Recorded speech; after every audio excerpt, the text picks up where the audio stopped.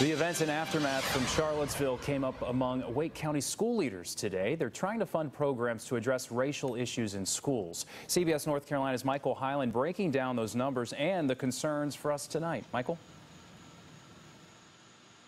To get a better idea of what's being cut amid the budget shortfall and why, we obtained these emails from school board members, and we found out some of the plans to address race relations in schools are being put on hold.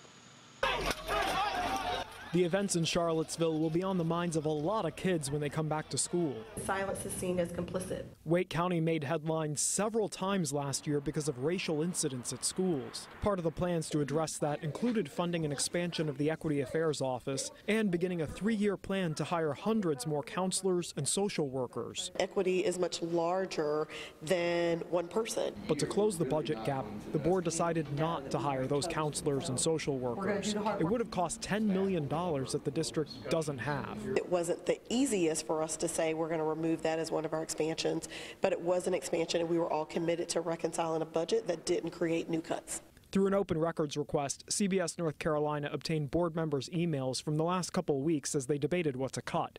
Jim Martin wrote that cutting the counselors was the most painful.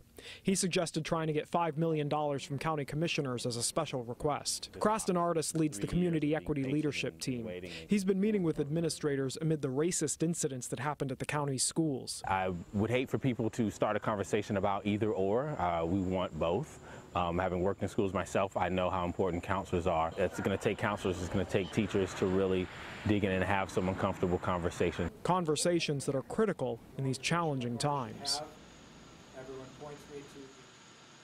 The board is due to finalize the budget in the fall. If you'd like to get a closer look at what each member proposed cutting and why, you can take a look at these documents yourself on our WNCN mobile news app. Live in Raleigh, Michael Hyland, CBS North Carolina. Michael, thank you. Another issue school